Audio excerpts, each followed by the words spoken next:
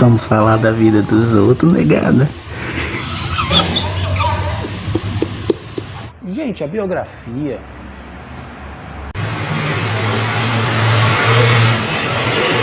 Acho que daqui o caminhão passa, não é o que eu tô falando. E aí, galera do 9º ano, beleza? Aqui é o professor Mário trazendo para você mais uma aula de literatura e dessa vez é biografia. Gente, a biografia é uma coisa muito importante, porque a biografia tem alguns aspectos históricos que são relevantes e a gente tem que anotar, a gente tem que entender e a gente tem que levar para a nossa redação lá com a tia Paulinha, ok? Então vamos lá. O que é biografia? Biografia é uma palavra do grego. Mário, cansado de grego. Pois é, meu filho, tem culpa, né? 86% das palavras da língua portuguesa é do grego. Vamos lá. Gente, ó, biografia é uma palavra que vem da língua grega. Bio é vida. Grafia é escrita, ou seja, escrever sobre a vida. Às vezes a professora Tatiane também fala sobre biologia. Biologia é bio, que é vida, e logia, que é ciência. Então, a ciência que estuda a vida. Agora, para falar da vida de alguém, tem vários aspectos que a gente tem que considerar. O primeiro deles é que você tem que ter um conhecimento pelo menos razoável da vida dessa pessoa, não é? E você não pode mentir, você não pode criar fatos, né? Porque se você criar, aí já não é fato. Mas antes de a gente se aprofundar na biografia, eu quero lhe dizer que existem 3 tipos de biografia. 3. As biografias não ficcionais, as biografias ficcionais e as autobiografias. As biografias não ficcionais são aquelas biografias que uma pessoa fala, uma história ou então um livro que a pessoa escreve sobre uma pessoa que realmente existiu. E aqueles fatos devem ser, né, pelo menos a gente acha que são, né, devem ser fatos verídicos, né, verídicos. Assim, foi fato veneris! Uma biografia ficcional é aquela biografia escrita, feita por um autor. No caso do nosso livro, tem um exemplo do livro Memórias Póstumas de Brás Cubas, em que o Machado de Assis faz uma biografia, né? Então, essa biografia é de um personagem, e aí, como esse personagem não existe na vida real, a gente chama essa biografia de biografia ficcional. E tem também a autobiografia, que é quando uma pessoa resolve escrever um livro ou um artigo, que seja, falando sobre si. A biografia é uma coisa muito antiga. Tem relatos de que a primeira biografia foi escrita por Platão e ele escreveu sobre ele mesmo.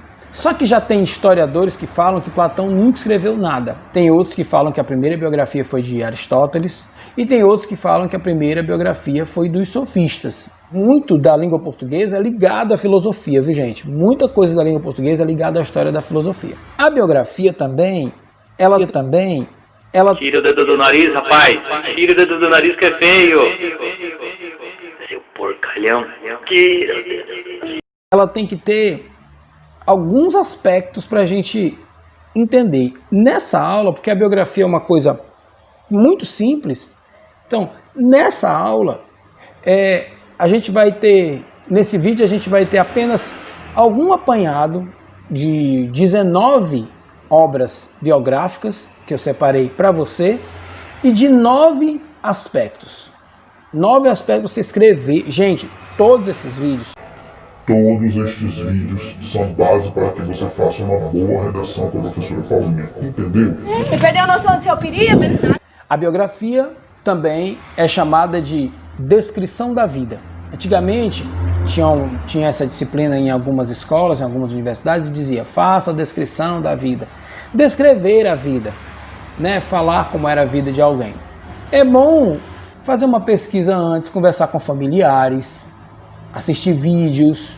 Quando for falar alguma coisa que o biografado falou, coloca em aspas, porque é citação, e coloca a assinatura dele. Então essas são as dicas básicas de uma biografia. E para você ficar por dentro, eu vou citar para você aqui 19 obras biográficas para você entender. A autobiografia de Martin Luther King. Uma autobiografia que foi escrita pelo Clarence Carson, da editora Zar. Gente, essa biografia fala do maior pastor americano, né? Sem dúvida, o maior pastor americano. E ela tem base em arquivos inéditos de textos que foram também autobiografados, né? O próprio Martin Luther King também escreveu sobre ele. E tem cartas, tem diários. Então, é um livro muito bom. Embora seja autobiografia, mas ele não teve tempo de lançar, né? Porque, como você sabe, o Martin Luther King foi assassinado. Também nós temos aqui a biografia de Stephen Hawking, aquele cara cientista, né? O nome é Stephen Hawking, Minha Breve História. É a trajetória do Hawking, né, cara? Desde a infância, na Londres do pós-guerra, né? Até o reconhecimento como um cientista internacional. Um bom livro, tá bom? Ele foi diagnosticado com esclerose aos 21 anos. Esclerose lateral amniotrófica. É uma doença degenerativa dos ossos. Outra biografia para você ler, cara, é a do Nelson Mandela. O Nelson Mandela, ele foi um grande líder na África do Sul, ele ficou preso. Ele esteve na prisão por mais de 20 anos, não é verdade? E tem um livro que fala da vida dele, uma biografia dele, que chama Longa Caminhada até a Liberdade. É um bom livro para você pesquisar, uma boa biografia. Uma outra biografia é do Nick Vujicic, Uma Vida Sem Limites. Sabe aquele carinha que não tem braços, nem perna, a perna dele é só um pedacinho assim, parece um cotoquinho, né? Pois é esse cara. Uma Vida Sem Limites. Tá aí a capa para você ver o livro. É um cara que inspira muitas pessoas no mundo inteiro, viu, gente? Ele é um servo de Deus.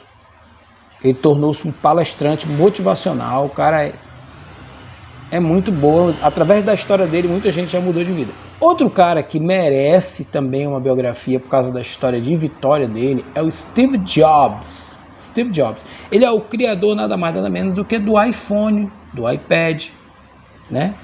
Então, se eu fosse você, leia um pouco sobre esse cara, tá bom? Ele morreu de câncer. Gente, outro cara genial que a gente tem que ver a biografia dele é no livro Einstein, Sua Vida, Seu Universo. Gente, esse livro foi escrito pelo Walter Isaacson, que foi um grande repórter. Gente, essas cartas do Einstein, que fala um pouco sobre coisas que ele escreveu, foram encontradas em 2006. E aí esse cara pega e faz esse livro pra gente se deliciar. Einstein, Sua Vida, Seu Universo. Um outro cara, pode ser até que você não goste muito do tema, mas você precisa ler, é sobre Sigmund Freud. Gente, o Freud é o pai da psicanálise. Quem escreveu foi o Peter Gay. O nome do livro é Uma Vida para o Nosso Tempo, cara. Se você encontra esse livro, então se você baixa, Freud, Uma Vida para o Nosso Tempo. Se a gente tem psicanálise hoje, é por causa do Freud. Um outro cara em quem a gente tem que pensar, Vincent van Gogh, um grande pintor, no livro Cartas a Theo, que era irmão dele. Ninguém sabe até hoje o motivo por que o Van Gogh morreu.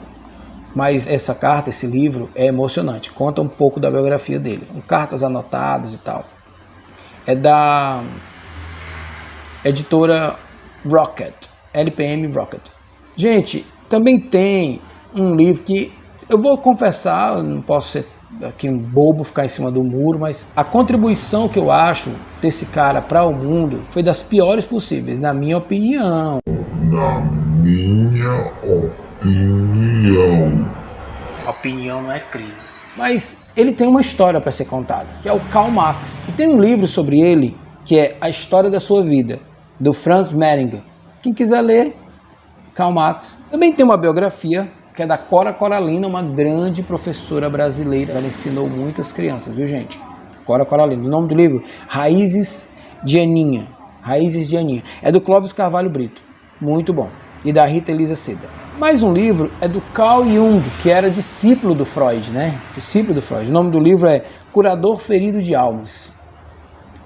Ele estava junto com o Freud até uma época, aprendeu muito com ele, mas se separaram e ele criou uma outra tese. Gente, mais uma biografia é do José Midlin, que é A Loucura Mansa. Ele, cara,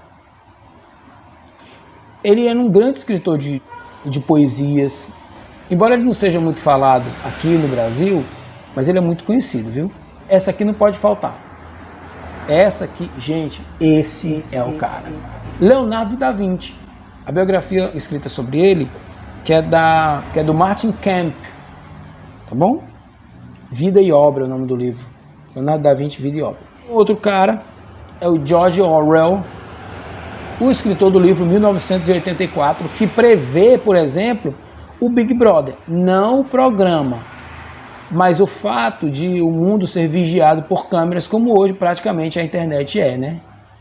Então ele previu isso no seu livro 1984. Ele também previu o globalismo, viu? Então, George Orwell é um grande escritor, sim. Mais uma biografia da Lady Diana, que morreu tragicamente num acidente, né? Na França, quando estava sendo perseguida por uns paparazzi, que eram aqueles fotógrafos, repórteres.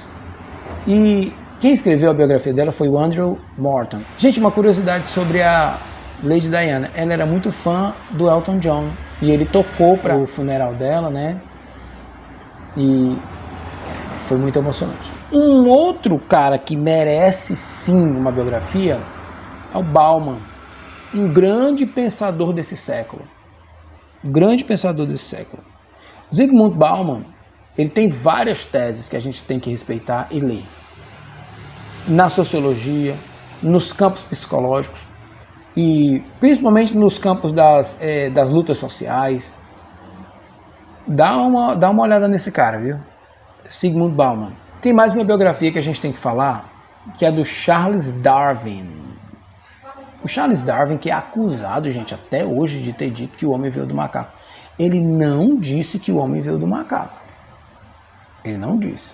O que ele disse é que o homem e o macaco teriam, na tese dele, na teoria, né, dele, na teoria da evolução, ele disse que o homem e o macaco seriam frutos do mesmo ancestral, né, viriam do mesmo ancestral.